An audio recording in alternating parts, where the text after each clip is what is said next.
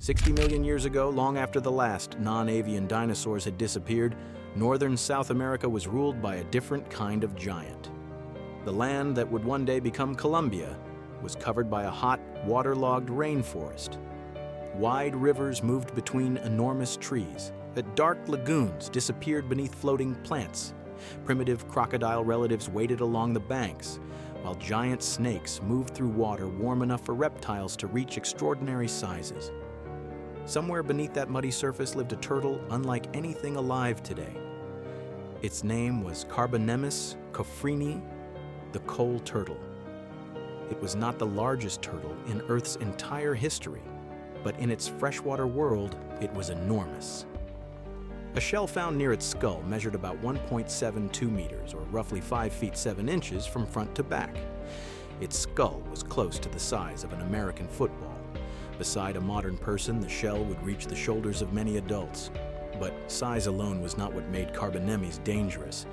It had no rows of sharp teeth like a crocodile. Instead, it carried a massive beak, powered by thick jaw muscles. Paleontologists examining its skull noticed the broad surfaces where those muscles attached.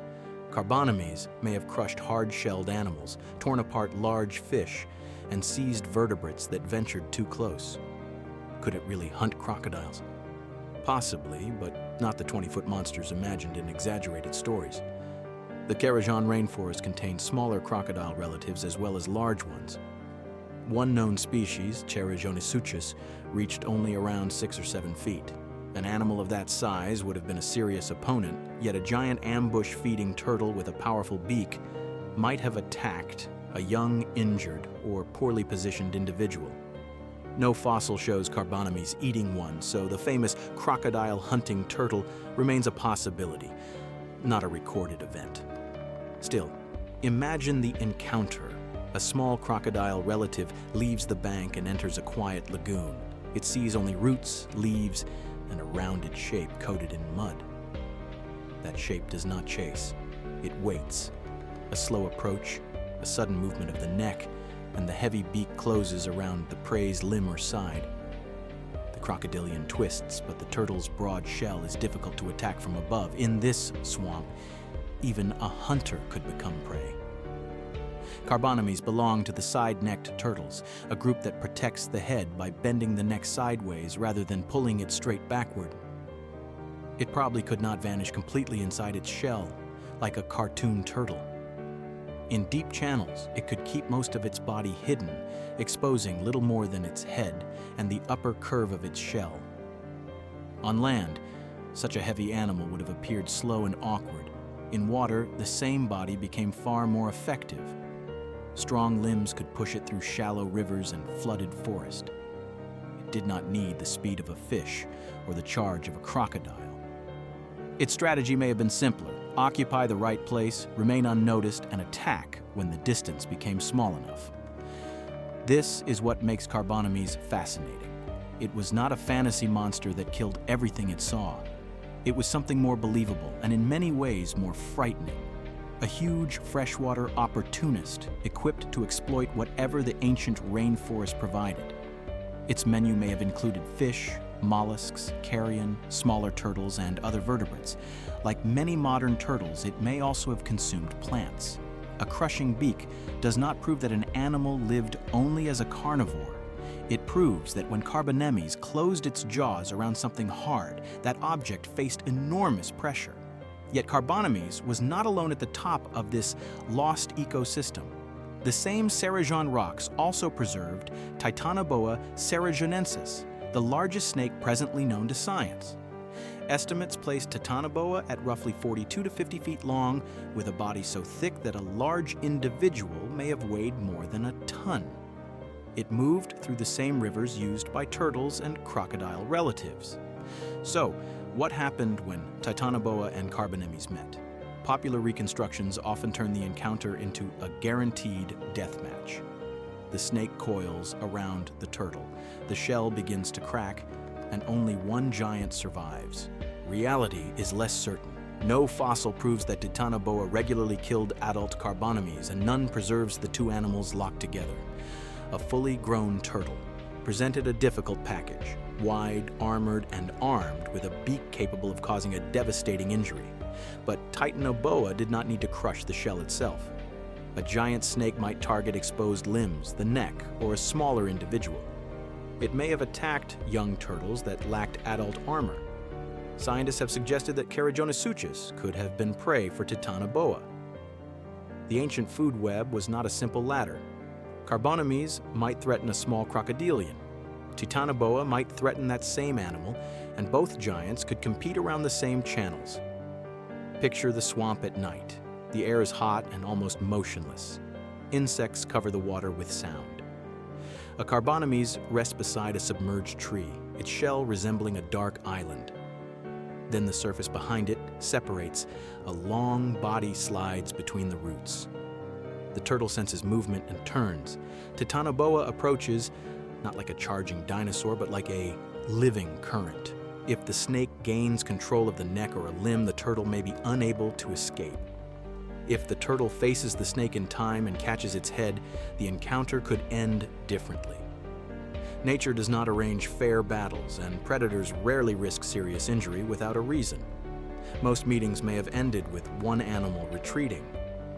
For millions of years, the remains of this ecosystem disappeared beneath sediment. Forest became rock. Buried plant material became coal. Then, in 2005, work inside the Carbonemys coal mine exposed the skull of an enormous fossil turtle. Paleontologist Edwin Cadena discovered the specimen, and researchers later described it as a new genus and species, Carbonemys cofinii. The name connects the animal to the place that preserved it. Carbon refers to coal, while emys is commonly used in turtle names. The species name honors Colombian geologist Dr. David Coffrin. Nearby, researchers recovered the huge shell believed to represent the same kind of turtle, although scientists remain careful about assigning an isolated shell and skull to one individual. That caution matters. Fossils rarely give us a complete biography. They do not reveal the exact number of crocodiles an animal ate, how often it fought Titanoboa, or what killed a particular individual. Scientists reconstruct behavior by combining anatomy, geological context, related living species, and traces left on bones. What we know, with confidence, is already extraordinary. Carbonemys lived in the Paleocene epoch, only several million years after the mass extinction that ended the age of non-avian dinosaurs. Its world contained one of the earliest well-documented tropical rainforests in South America. This forest supported giant snakes, multiple turtles, fish, and crocodile relatives.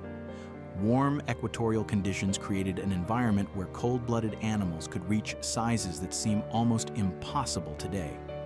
Now imagine Carbonemys appearing in a modern river. It would attract attention immediately, but it would not automatically destroy an entire ecosystem. The survival of an introduced predator depends on climate, nesting habitat, food, disease, and competition. Carbonemys might consume fish, shellfish, carrion, and smaller vertebrates. Young crocodilians could be at risk, especially in confined water. Pets or livestock near the edge might also be vulnerable if the turtle behaved as an opportunistic ambush feeder. For humans, the greatest danger would come from careless contact. A turtle with a football-sized skull and a heavy crushing beak would not need to hunt people to cause catastrophic injury. Approaching it, feeding it, or trying to touch it could place a hand or leg within striking distance. The safest response would be the rule used around modern crocodiles and large, snapping turtles. Stay away from the waterline and never mistake stillness for harmlessness. But Carbonemys would also face challenges. Today's rivers are heavily altered by dams, pollution, and settlements. Eggs and juveniles would be exposed to predators. Adults would be threatened by boats, habitat loss, and people. The ancient turtle was matched to a Paleocene rainforest, not necessarily to the modern Amazon. So why did Carbonemys disappear? There is no fossil that announces the exact cause. Species vanish through combinations of environmental change, competition, reproductive pressure, and shifts in habitat. The Carbonemys world changed over geological time, rivers moved, climates shifted, and the animals dominating those wetlands were replaced. Carbonemys may have belonged to a narrow evolutionary moment, a period when abundant freshwater habitat, warm temperatures, and available food allowed a side-necked turtle to become gigantic. Its disappearance does not make it a failed predator. For the time it existed, Carbonemys occupied one of the strangest ecosystems known from the age after the dinosaurs. It shared the water with the largest known snake, lived beside crocodile relatives, and carried a skull powerful enough to inspire one of paleontology's most memorable possibilities: a turtle capable of preying on crocodilians. That is the real story of Carbonemys, not an unstoppable beast with the bite of 5 lions, not a creature that defeated every crocodile around it. The evidence reveals something better: a giant armored freshwater turtle whose anatomy made it a dangerous opportunist in a rainforest ruled by reptiles.